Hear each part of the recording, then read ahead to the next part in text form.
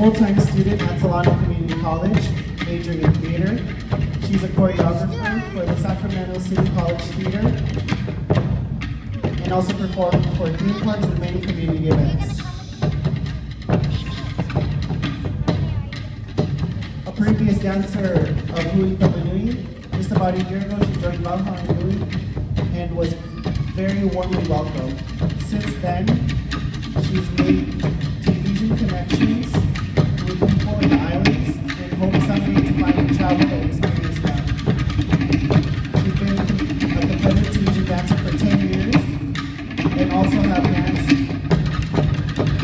experience in many styles such as ballet, ballroom, jazz, tap, modern, and swing.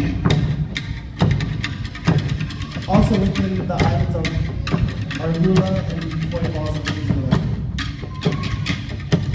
She's a second place soloist at Manahere Yori 2013 and third place at the Vai 2013 as well.